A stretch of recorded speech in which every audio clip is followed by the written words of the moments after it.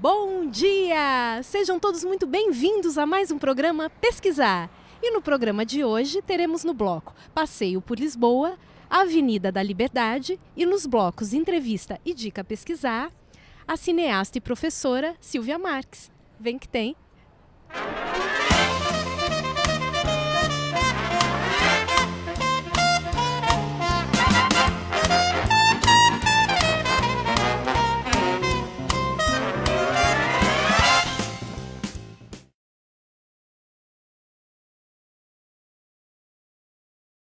E estamos aqui na Avenida da Liberdade, uma das principais avenidas da cidade de Lisboa, que fica entre a Praça dos Restauradores e a Praça do Marquês de Pombal.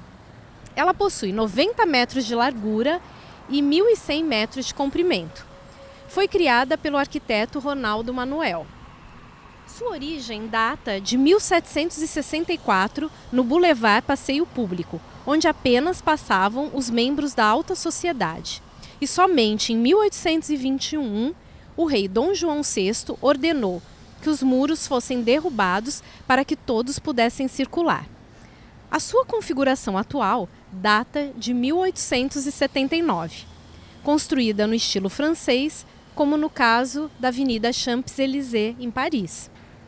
É uma avenida elegante e arborizada, embora agora no inverno as árvores estejam secas.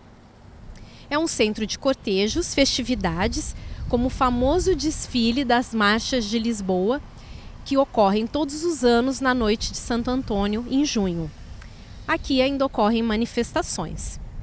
É considerada a 35ª avenida mais cara do mundo, contando com diversas lojas de grife, hotéis, escritórios e moradias.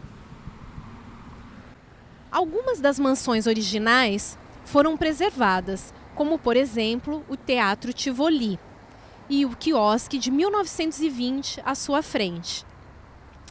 Na Avenida da Liberdade temos também o famoso e prestigiado Cinema São Jorge, que data de 1950, possuindo apenas 3 salas, mas com grande capacidade, entre 100 e 827 pessoas. Neste cinema também há salas com shows de dança e teatro, e um café com vista para a avenida.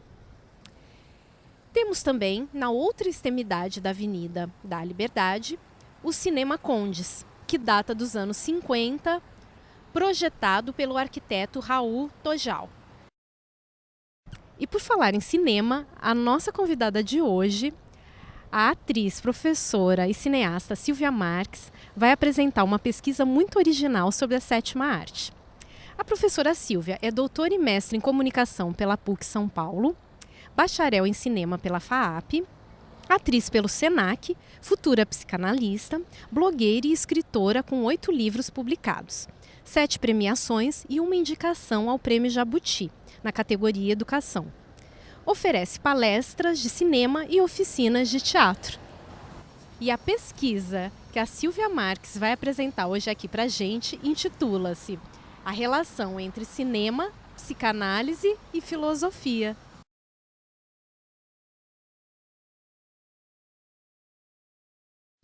Bom, pessoal, estamos aqui de volta agora no nosso segundo bloco, entrevista com a professora Sílvia Marques.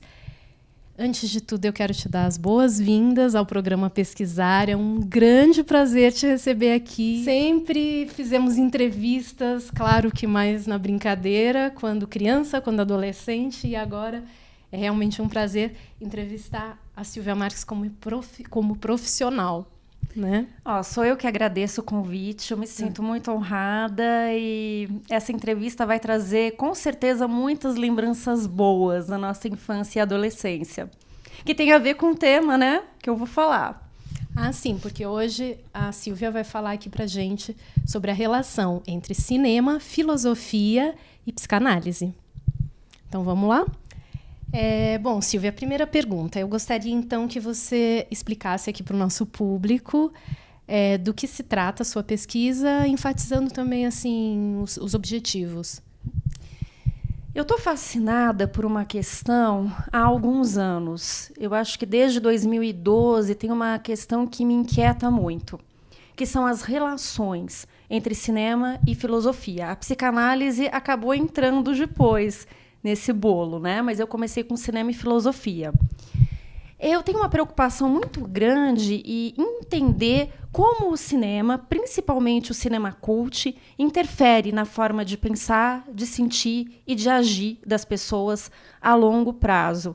Então, para mim, o cinema é muito mais do que uma fonte de entretenimento, é muito mais do que uma fonte de conhecimento.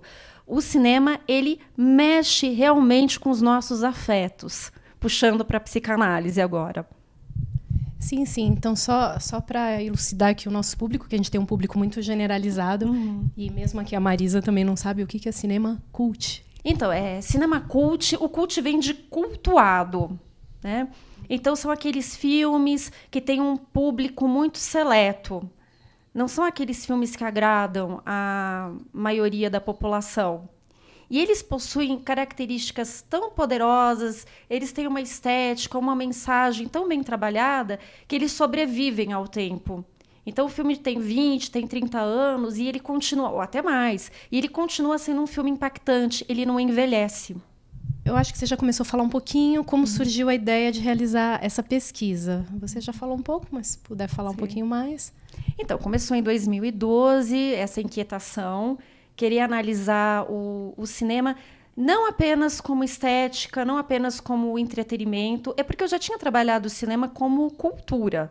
Né? Eu fiz uma pesquisa anterior falando da cultura espanhola por meio do cinema espanhol. Então, eu já tinha essa preocupação em analisar o cinema fora do âmbito estético e do entretenimento.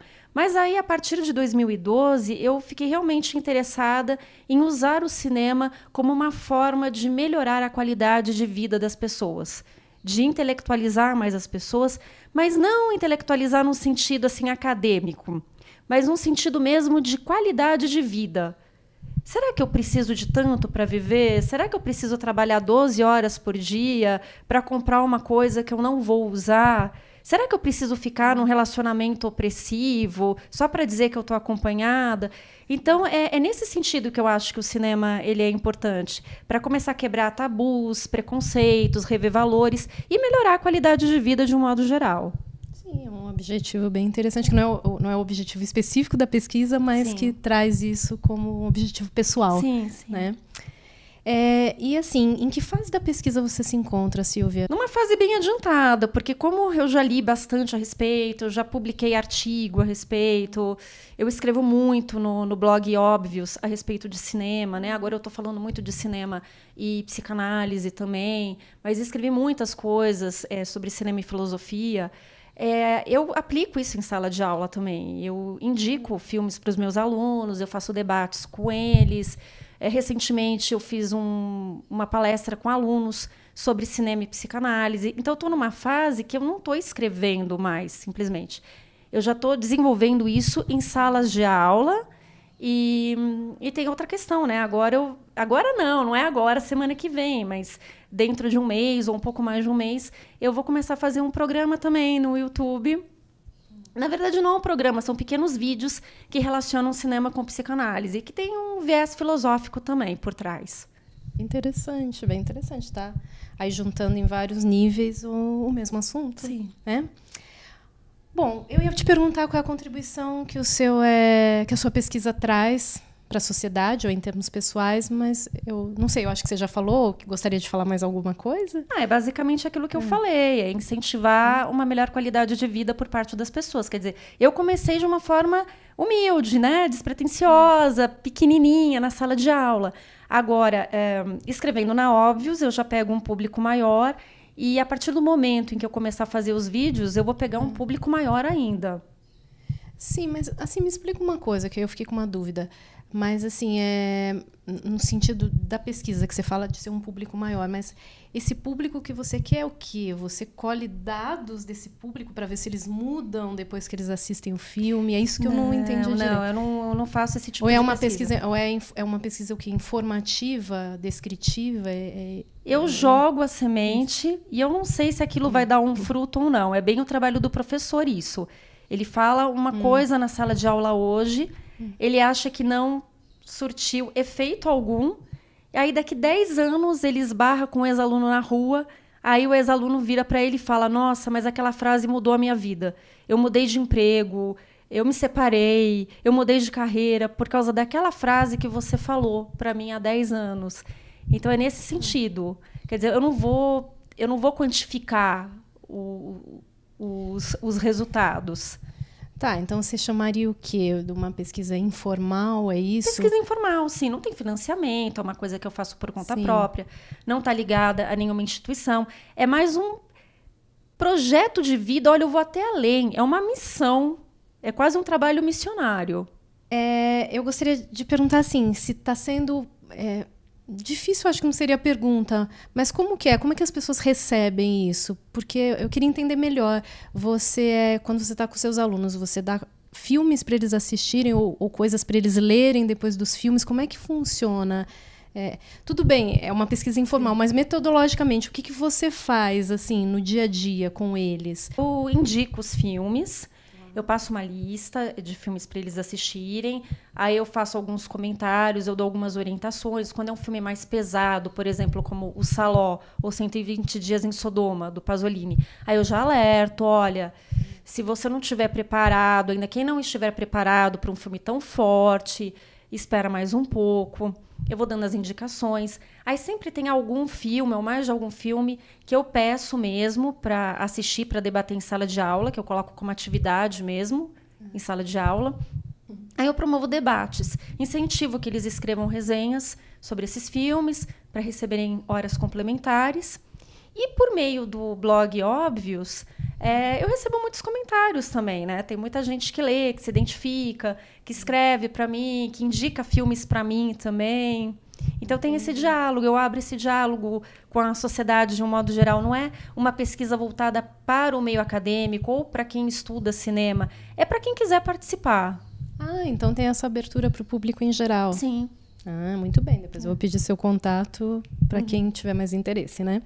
Bom, Silvia, então, como a sua pesquisa já está em andamento, você já tem feito bastante coisa, gostaria que você falasse um pouquinho aqui para o nosso público quais as conclusões, ou qual a conclusão que você chegou até o momento.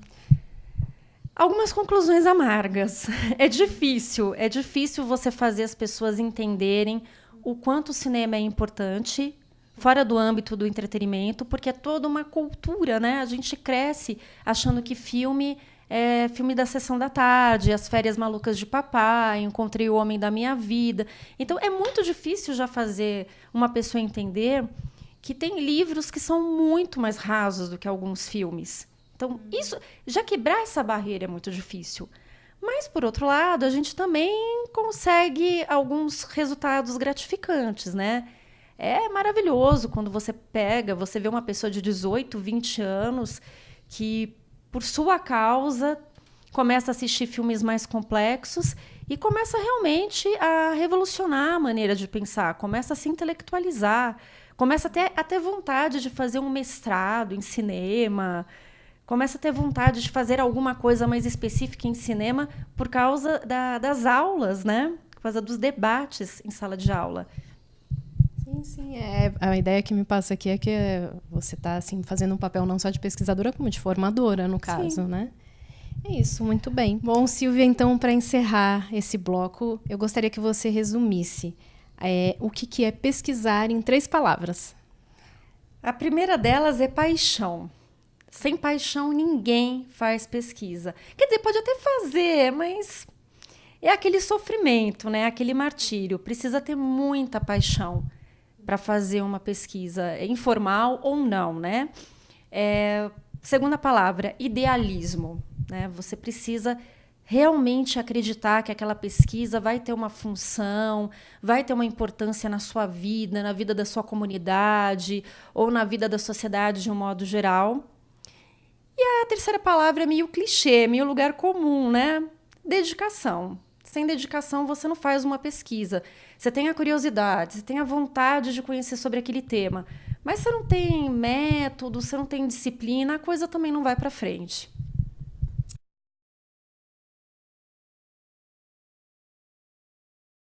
Bom, e agora, o terceiro bloco, dica pesquisar. Vou perguntar para você, Silvia, que dicas que você daria para quem gostaria de ser um pesquisador? Eu começaria com uma pergunta. Você realmente tem disponibilidade de tempo e disponibilidade emocional para pesquisar? Parece muito bonitinho pesquisar, e é mesmo, mas precisa de muita disponibilidade. Então, se a pessoa entra com aquele espírito de que ler é chato, ver filme é chato, ler 5 páginas por dia, já não está aguentando, está entediado, não é por aí. E uma segunda dica: tem que ter leveza, tem que ter criatividade para pesquisar. Não é a quantidade de livros, não é a quantidade de páginas que você leu que vai definir se você é um bom pesquisador ou não. Às vezes a gente pega um livro, lê um capítulo só e é suficiente. Às vezes uma pessoa faz uma pesquisa fantástica com uma bibliografia de 30 títulos, um trabalho de 90, de 100 páginas. É a qualidade, né? É a qualidade. Certo, então, Silvia, eu quero agradecer a sua presença. Tenho certeza que o seu tema, a sua pesquisa contribuiu muito aqui com o nosso público, com o nosso programa.